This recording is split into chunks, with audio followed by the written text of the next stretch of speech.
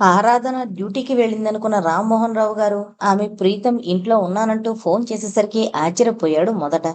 తర్వాత ఆనందించాడు.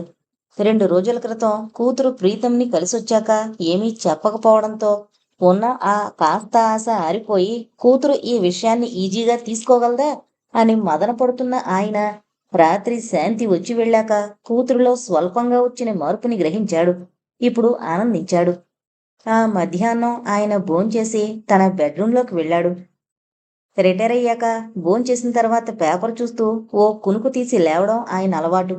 ఈ రోజు కూడా ఆ అలవాటు ప్రకారం బెడ్ మీద వాలి పేపర్ చూస్తుండగానే ఆయనకి కునుకు పట్టింది.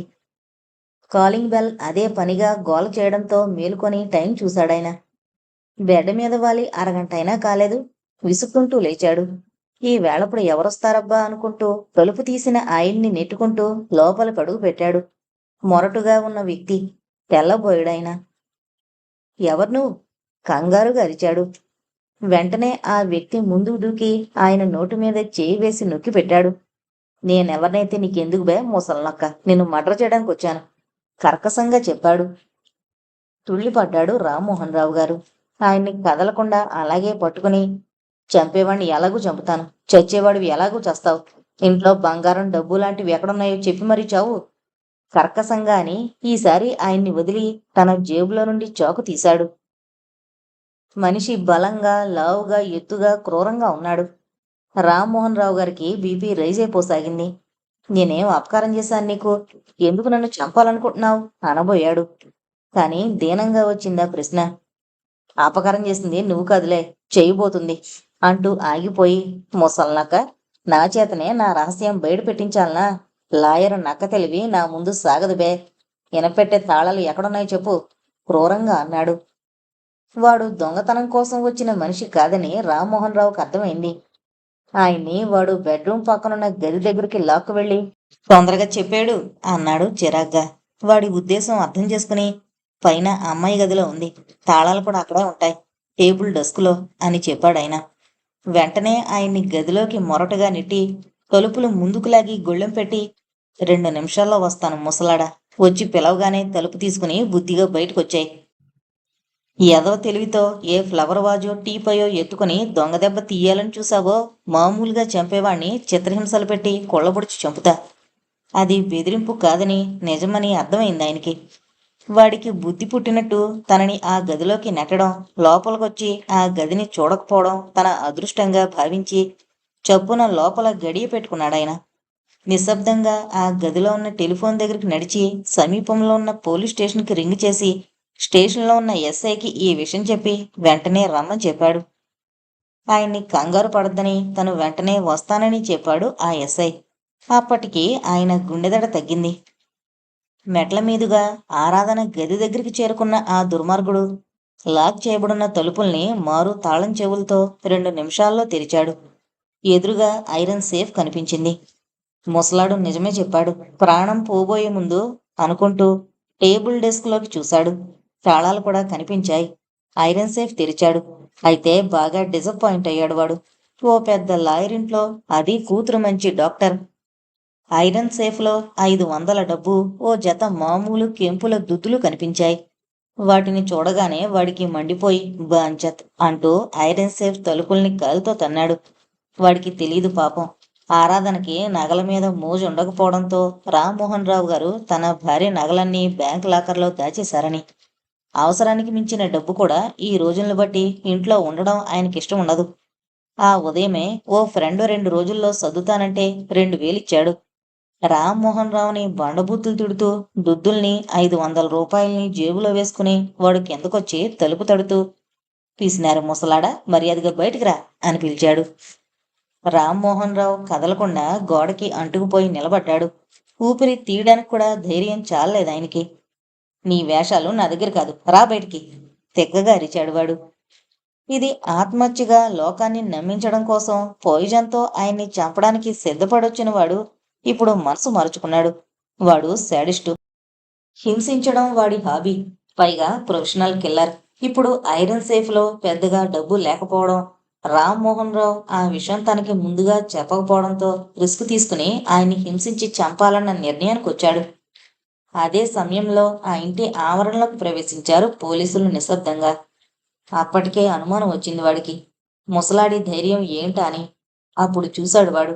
ఆ హాల్లో టెలిఫోన్ కనిపించలేదు. పైన ఆరాధన గదిలోనూ లేదు. చటుక్కున రామ్మోహన్ రావు గారి బెడ్రూమ్ తలుపులు నెట్టి చూశాడు. అక్కడా లేదు. అప్పుడు అర్థమైంది వాడికి. హాలు కిటికీలో నుండి చూశాడు. మెల్లగా మెయిన్ గేటు తీసుకుని వస్తున్నారు పోలీసులు. తను వాళ్ళ కంటబడితే ఏమవుతుందో వాడికి తెలుసు. వేగంగా మేడ మీదకి పరిగెత్తాడు. ఆరాధన గదిలో దూరాడు. ఆ గదిలో నుండి బాల్కనీలోకి తలుపుంది. బాల్కనీలోకి వచ్చాడు. పైపు లైను ఆధారంగా జరున కిందకి జారిపోయాడు.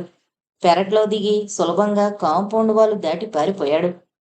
బయట పోలీసులు తలుపు తడితే వాడికి అనుమానం వస్తుందని ఆలోచించి ఇంటి వెనక్కొచ్చారు. ఎస్ఐ కాస్త ఉత్సాహం సాహసం గల యువకుడు. పైగా డైరెక్ట్ రిక్రూట్. ఇంకా ట్రైనింగ్ పీరియడే. అందుకే పైపు పట్టుకుని పైకి చేరుకున్న అతడికి బాల్కనీలకొచ్చే గది తలుపు తెరిచుండడం ఆశ్చర్యాన్ని అనుమానాన్ని కలిగించింది. జాగ్రత్తగా గదిలో ప్రవేశించి చూసుకుంటూ మెట్లు దిగొచ్చి అప్రమత్తంగా ఇల్లంతా గాలించాడు. వాడు పారిపోయాడని అర్థమైంది. ఎలా పారిపోయి ఉంటాడో కూడా అర్థమైంది.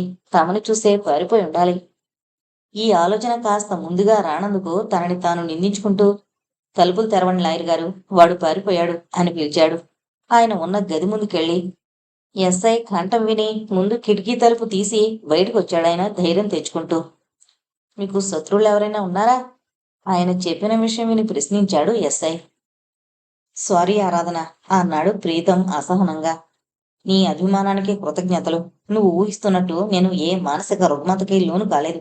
I am quiet all right. నా ఆరోగ్యం, మానసిక ఆరోగ్యం కూడా బాగున్నాయి. నేను ఏ సైకియాట్రిస్ట్ దగ్గరికి, సైకాలజిస్ట్ దగ్గరికి రాను. అలాని ఇప్పటికి నా పరిస్థితికి, ప్రవర్తనకి నీకు గాని ఇంకెవరికి గాని సంజేషించుకోవడం నాకు ఇష్టం లేదు విసుగ్గా అన్నాడు ప్రీతం. నిశ్చేష్టురాలైంది. అతడు ఖచ్చితంగా అన్న ఆ తీరుకి. ప్రీతం అలసిపోయినట్టు కనిపిస్తున్నాడు. చాలా నీరసంగా కూడా ఉన్నాడు. కానీ అతడి మాటలు అతడు సంపూర్ణ ఆరోగ్యంతో ఉన్నాడని, మానసికంగా కూడా అతడికి ఎలాంటి అనారోగ్యం లేదని చెబుతున్నాయి. ఆమె మెల్లగా మెత్తగా అనునయంగా అడిగిన చెప్పిన మాటలన్నింటికీ అతడి సమాధానం అది. అతడే అన్నాడు, మీరందరూ ఊహిస్తున్నంత భయంకరమైన ఏ రుగ్మతతోనో బాధపడ్డం లేదు నేను. నా పరిస్థితి ఏంటో నాకు తెలుసు. కాబట్టి దయచేసి మీరెవరూ నా దగ్గరికి రావద్దు. నన్ను ఇలా వేధించద్దు. ఒక్క నీకే కాదు, ఈ ఇంట్లోని వాళ్ళకు కూడా చెప్పు ఈ విషయం. అసహనంగా కదిలాడు. ఆరాధన ముఖం ఎర్రబడింది. నా విషయం నీకు అనవసరం. నన్ను మీరెవరూ పట్టించుకోవద్దు. నా మానాన్ని నన్ను వదిలేయండి అని స్పష్టంగా పూర్తి తెలుగులో ఉండే చెబుతున్నాడతడు. ఇతడి మానసిక ఆరోగ్యాన్ని శంకించడం ఎలా? ఆమె తనని తాను కంట్రోల్ చేసుకుంటూ అడిగింది. మీ ఈ ప్రవర్తనతో మిమ్మల్ని అమితంగా ప్రేమించే ఇంట్లో వాళ్ళు ఎంతగా బాధపడుతున్నారో తెలుసా? ఈసారి అతడు విసుగ్గా ఎవరి బాధకి ఎవరూ బాధ్యులు కారు అన్నాడు. ఆమె మరోసారి నివ్వెరపోయింది. తనకి తెలిసిన ప్రీతమేనా ఇతడు? తల్లికి ఏ కాస్త బాధ కలిగితే ఓర్చుకోలేని ప్రీతం, చెల్లెళ్ళు తలనొప్పితో బాధపడితే వెలువెల్లాడే ప్రీతం. ఆమె నిగ్రహించుకుంటూ అడిగింది. మీరు బిజినెస్ను కూడా పట్టించుకోవడం లేదు. కోట్ల పెట్టుబడితో నడిచే ఫ్యాక్టరీలు, కంపెనీలు ఏం కావాలి? నాకు ఇక వాటితో అవసరం లేదు. ఎంతకాలం భ్రమల్లో బ్రతికాను. ఆ భ్రమలు నన్ను వదిలిపెట్టేశాయి. ఈసారి అతడి కళ్ళు కలలు కంటున్నట్టయ్యాయి. అతడి ధోరణికి ఆమె విస్తుపోయింది. ప్రీతం ఒకప్పుడు భ్రమల్లో బ్రతికాడో, ఇప్పుడే ఆ భ్రమల్లో బ్రతుకుతున్నాడో ఆరాధనకే కాదు, అతడికి కూడా తెలీదు. మీరిలా శ్మశానాల వెంట తిరుగుతూ ఉంటే ఎంత అసహ్యంగా ఉంటుందో తెలుసా? చూసేవాళ్ళకి చులకనైపోరా? మీ పరువు ప్రతిష్టలు ఏమైపోతాయి?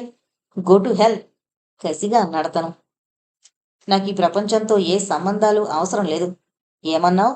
నేను వెళుతోంది శ్మశానం దగ్గరికా? కాదు, దేవాలయానికి. ఒక దేవాలయానికి. అద్భుత లోకంలోకి. మీరెవరూ కలలో కూడా చూసుండని వింత లోకంలోకి అతడు ఉద్వేగంగా అన్నాడు. అంతలోనే కలల్లో తేలిపోతున్న వాడిలా అయ్యాడు. అప్పుడొచ్చింది అనుమానం మళ్ళీ ఆరాధనకి. ఇతడి మానసిక స్థితి బాగుంటే ఇలా ఎందుకు మాట్లాడతాడు? ఏంటి పిచ్చి మాటలు? ఇది ఉన్మాదానికి ముందు స్థితా? ఈ ఆలోచనకే ఉలిక్కి పడింది ఆరాధన. ప్రీతం చేయి చాచి విస్కీ బాటిల్ని అందుకున్నాడు. అప్పుడు పడింది ఆమె దృష్టి అతడి చేతి మీద అప్రయత్నంగా. ఎన్ అన్న అక్షరం చెక్కబడున్న వజ్రపు టొంగరం. ఎప్పుడూ అతని వేలికి చూడలేదామె. చిటికన వేలుకుంది. అతడి ఇంకో వేలికి తమ ప్రధానపు టొంగరం. చివుక్కుమందామె హృదయం. ఆవేదనని అదింపెడుతూ మొహం తిప్పుకుంది. ఆమె వేలికి ఉంది. అతడు ఎంతో మోజుపడి తెచ్చిన నీలం పొదిగిన ఉంగరం. అతడు తాగుతూ ఉండిపోయాడు. ఆమె అతడి వైపు చూస్తుండిపోయింది. తాగుబోతుల్ని అసహించుకునే ప్రీతం ఇప్పుడొక తాగుబోతు. 5 నిమిషాల తర్వాత మాట్లాడాడు ప్రీతం తనే. నా పరిస్థితుల గురించి మీరెవరూ బాధపడద్దు. I'm very very happy. చెప్పలేనంత ఆనందంగా ఉన్నాను. జీవితంలో ఎప్పుడూ ఎరగనంత ఆనందంగా ఉన్నాను. నేను పోగొట్టుకున్న పెన్నిది దొరికింది. దాని గురించి మీకు అందరికీ చెబితే మీరు నమ్మరు. మీ గురించి నాకు బాగా తెలుసు. నన్ను పిచ్చివాళ్లా చూస్తారు, వెక్కిరిస్తారు, హేళన చేస్తారు, సానుభూతి చూపిస్తారు. నేనది భరించలేను. నన్ను పిచ్చివాణ్ణని అనుకున్నా సరే, నా ఆనందానికి అడ్డు రాకండి. ప్లీజ్ నన్ను ఒంటరిగా వదిలేయండి. చివర్లో అతడి కంఠం వేడుకున్నట్టుగా అయింది. వెర్రిగా చూసింది అతడి వైపు ఆరాధన. ఇంకాసేపు అతడి మాటలు వింటే తనకి పిచ్చి కొడుతుందేమో అనిపించింది ఆమెకి. అయినా ఆమె తనని తాను కంట్రోల్ చేసుకుంటూ, నేను మిమ్మల్ని అర్థం చేసుకోగలను. దాని గురించి నాకు చెప్పండి. మీ ఆనందంలో నేను పాలు పంచుకుంటాను అనునయంగా అంది. నో, ఐ కాంట్ బిలీవ్ అన్నాడతను ఖచ్చితంగా. చేసేది లేక ఆరాధన లేచింది. అతడితో గడిపిన ఈ అరగంటలో అతడి మానసిక స్థితిని గురించి ఒక అవగాహనకి రాలేకపోయింది ఆరాధన. ఆమె యువతలకొచ్చేసరికి తాతగారు కనిపించారు హాల్లో. హవర్ యూ డాక్టర్ మనవరాలా? నా మనవడు నిన్ను కూడా బెదరగొట్టేశాడని నీ మొహమే చెబుతోందిలే. మీతో పాటు ఈ ముసలాన్ని కూడా రంగంలోకి దూకనియండి అంటూ పెద్దగా నవ్వాడాయన. ఆ నవ్వులో కావలసినంత విచారం. ఆ తర్వాత ఆయన చెప్పిన విషయం విని అందరితో పాటు ఆమె కూడా ఆశ్చర్యపోయింది. ఆయన్ని కాజీపేటలో బలవంతంగా కాదు ట్రైన్ దించింది, నమ్మించి. ఎలా అంటే, విశ్వేశ్వరరావు గారు అనబడే తాతగారు గత రాత్రి టెలిఫోన్లో శ్రీరామ్తో మాట్లాడాక వెంటనే నెల్లూరు నుండి ఆ రాత్రి 10:30 చార్మినార్ ఎక్స్ప్రెస్లో హైదరాబాదు బయలుదేరారు. ఆందోళనతో ప్రయాణంలో ఆయనకి కునుకైనా పట్టలేదు. తెల్లవారుజామున ట్రైన్ కాజీపేటలో ఆగినప్పుడు ఆయన్ని వెతుక్కుంటూ ఫస్ట్ క్లాస్ కంపార్ట్మెంట్లోకి వచ్చారు 2 యువకులు. ఆయన్ని గుర్తుపట్టినట్టు, నెల్లూరు నుండి వస్తున్న విశ్వేశ్వరరావు గారు మీరేనా తాతగారు అడిగారు. నేనే. ఏం, ఎవరు మీరు ఆశ్చర్యంగా అడిగాడాయన. మమ్మల్ని శాంతి పంపించింది. ప్రీతం మతిలేని స్థితిలో కారులో కాజీపేట వరకు వచ్చాడు. ఇక్కడ యాక్సిడెంట్ అయింది అతనికి. బలమైన దెబ్బ తగిలింది తలకి. పరిస్థితి చాలా ప్రమాదకరంగా ఉంది. ఇక్కడే హాస్పిటల్లో ఉన్నాడు. ఆందోళనగా ఉన్న మొహాలతో చెప్పారు.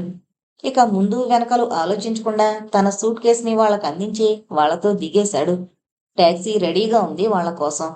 తాతగారికి భయంతో దిగులుతో మతిపోయినట్టు అనిపించింది. ఎంతో మానసిక స్థైర్యం కలిగిన ఆయన కూడా అధైర్యపడిపోయారు. యాక్సిడెంట్ని గురించి కథలా వర్ణించి చెప్పి ఆ అధైర్యాన్ని మరింతగా పెంచారు ఆ ఇద్దరు పోటీలు పడి మరి. ఆయన్ని ఓ ఇంటి దగ్గరికి తీసుకొచ్చారు. ఇదేంటి, హాస్పిటల్కి తీసుకెళ్లదేమిటి ఆవేదనగా అడిగాడు.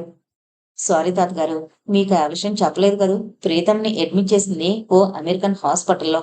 తెల్లవారి 6 దాటందే లోపలికి అలౌ చేయరు ఎవరిని. డాక్టర్ మీనన్ ప్రీతం కేసుని అటెండ్ అవుతున్నాడు కాబట్టి మనం ధైర్యంగా ఉండొచ్చు. వాళ్ళు చెప్పిన మాటలు విని బాగా నిరుత్సాహపడిన ఆయన డాక్టర్ మీనన్ పెద్ద డాక్టర్ కాబోలు అనుకున్నాడు. ఈ కాసేపు నడుము వాల్చండి, తెల్లవారుగానే వెళదాం అంటూ వాళ్ళిద్దరూ వెళ్లారు. నడుము వాల్చే స్థిమితం ఎక్కడిది? శ్రీరామ్ చెప్పిన విషయాన్ని మననం చేసుకుంటూ ఆ రూంలో పచార్లు ప్రారంభించాడాయన. హఠాత్తుగా ప్రీతం అలా ఎందుకు తయారయ్యాడు? ప్రీతం అంటే ఆయనకి పంచ ప్రాణాలు. ప్రీతంకి ఆయన పట్ల అంతే. ఎలా తెల్లవారిందాక ప్రీతం పరిస్థితి గురించి తెలుసుకోకుండా ఉండగలగడం? ఫోన్ చేసి అతడి పరిస్థితి ఎలా ఉందో తెలుసుకోమని ఆ యువకులతో చెప్పడానికి ఆయన బయటకొచ్చాడు. అక్కడ హాల్లో ఫోన్ కనిపించింది. ఆ పెద్దింట్లో ఎక్కడా అలికిడి లేదు. ఎక్కడా కుర్రాళ్ళు? ఆలోచిస్తూ నిలబడ్డ ఆయనకి టెలిఫోన్ పక్కనే టెలిఫోన్ డైరెక్టరీ కనిపించింది. దాన్ని తిరగేసాగాడాయన. కుర్రాళ్ళు చెప్పిన అమెరికన్ హాస్పిటల్ జాడైతే దాంట్లో కనిపించలేదు గాని డాక్టర్ మీనన్ పేరు, టెలిఫోన్ నెంబరు కనిపించింది. ఆయన ఆతృతలో ఇంకేమీ ఆలోచించకుండా ఆ నెంబర్కి రింగ్ చేశాడు. హలో, అవతల కంఠం వినిపించగానే ఎవరో మాట్లాడుతోంది అడిగాడాయన. డాక్టర్ మీనన్ స్పీకింగ్ విసుగ్గా వినిపించిందా కంఠం. ఆయన ఆనందంగా, ఈజ్ ఇట్ అమెరికన్ హాస్పిటల్ అడిగాడు. కాదు, ఇది మీనన్ నర్సింగ్ హోమ్. అయినా కాజీపేటలో అమెరికన్ హాస్పిటల్ ఎక్కడుంది మహాశయ? ఆ డాక్టర్ గారి కంఠంలో విసుగు కాస్త వ్యంగ్యం. తాతగారు ఆశ్చర్యపోయి, కుర్రాళ్ళు ఎందుకు చెప్పారు? వాళ్ళు పొరబడ్డారా అనుకుని అంతలోనే ఆ విషయానికంత ప్రాధాన్యతనివ్వకుండా రాత్రి మీ హాస్పిటల్లో చేర్చబడిన ప్రీతం ఎలా ఉన్నాడు డాక్టర్ అని అడిగాడు. ప్రీతమా? అతడెవరు? తాతగారు మరింత ఆశ్చర్యపోయి, యాక్సిడెంట్లో బలమైన దెబ్బలు తగిలి ప్రీతం అనే యువకుడు మీ హాస్పిటల్లో చేరలేదా? అతడి చెల్లెలు శాంతి కూడా అక్కడుంది. ఆయన మాట పూర్తి కాకముందే డాక్టర్ మీనన్ కంఠం కోపంగా వినిపించింది. ఈ ఎర్రగడ్డ నుంచి తప్పించుకుని వస్తున్నావా? అమెరికన్ హాస్పిటల్ అంటావు, యాక్సిడెంట్లో దెబ్బలు తగిలిన పేషెంట్ అంటావు. అలాంటి వాళ్ళెవరూ నా దగ్గరికి రాలేదు. నీకు తెలీదేమో, నేను ప్రాక్టీస్ మానేసి 2 ఏళ్లయింది. చివర్లో గొణుగుతున్నట్టుగాని లైన్ కట్ చేశాడు. మొదట తాతగారు నిశ్చేష్లయ్యారు. ఈ గందరగోళం ఆయనకు అర్థం కాలేదు. మరోసారి టెలిఫోన్ డైరెక్టరీ తిరగేశాడు. అమెరికన్ హాస్పిటల్ పేరే అందులో లేదు. అప్పుడొచ్చింది ఆయనకు అనుమానం. కుర్రాళ్ళని వెతుక్కుంటూ బయలుదేరాడు. మేడ మీద అలికిడి వినిపించింది. మెట్లెక్కి పైకొచ్చి మాటలు వినిపిస్తోన్న గది ముందుకు చేరుకున్న ఆయన లోపల నుండి వినిపిస్తోన్న మాటల్లో తన పేరు విని అప్రయత్నంగా ఆగిపోయాడు. ముసలాడు నమ్మాడు. తెల్లారి లోపల ఏదో సెడేటివ్ ఇస్తే మత్తులోకి జారిపోతాడు. ఏ బాధ ఉండదు. నివ్వెరపోయాడాయన. జరిగిన మోసం అర్థం చేసుకున్నాడు. ఆవేశం వచ్చిందాయనకి. విజ్ఞత వెన్ను తట్టింది. పిల్లిలా కిందకొచ్చేసి తన సూట్ కేసుని అందుకొని ఆ ఇంట్లో నుండి బయటపడుతుండగా ఆ దుర్మార్గులిద్దరూ పైనుంచొస్తున్న అలికిడైంది. విషయం తెలిస్తే వాళ్ళు తన వెంట పడ్డం ఖాయమని గ్రహించి ఎదురింటి కాంపౌండ్లో అడుగుపెట్టి కాలింగ్ నొక్కి తలుపు తీసిన ఇంటి యజమానిని నెట్టుకుంటూ లోపలికి వెళ్ళి విషయం క్లుప్తంగా వివరించి తెల్లవారిందాకా ఆశ్రయం అడిగాడాయన. అతడు ఆశ్చర్యపోయి వెంటనే ఒప్పుకున్నాడు. మర్యాదగా ఆయనకి గది చూపించాడు. ఆ ఇల్లు ఎవరిది బాబు? అడిగాడు తాతగారు. ఓ రిటైర్డ్ ఇంజనీర్ గారి తాతగారు. ఆయన హైదరాబాదులో ఉంటాడు. అద్దెకిచ్చారు. నెల క్రితమే ఖాళీ అయింది. ఇంకా ఎవరూ రాలేదు అని చెప్పాడు. తాతగారికి చాలా ఆశ్చర్యంగా ఉంది. పోనీ డబ్బు కోసం తనని మోసం చేశారనుకున్నా. అది వింతే. తన దగ్గర ఏం పెద్ద మొత్తం ఉంటుందని? తన పేరు, వివరాలు తని ట్రైన్కి వస్తున్నట్టు వాళ్ళకెలా తెలిసింది? ఆయన తెల్లవారిందాక ఆలోచనలతోనే గడిపేశాడు. ఆ కుర్రాళ్ళిద్దరూ పిచ్చి పట్టిన వాళ్ళలా మోటార్ సైకిళ్ళ మీద బయలుదేరిన విషయాన్ని గురించి ఆ ఇంటి యజమాని చెప్పాడు. తెల్లారిందాక ఊపిరి బిగబట్టుకున్న తాతగారు హైదరాబాదుకి ట్రంకాలు చేశారు. లైను క్లియర్గా లేని కారణాన 10 గంటలప్పుడు గాని శాంతితో మాట్లాడలేకపోయారు. ఏ టాక్సీలోనో ఒంటరిగా బయలుదేరడం ఆయనకిష్టం లేకపోయింది. భయం వలన మాత్రం కాదు, ఎందువల్లనో.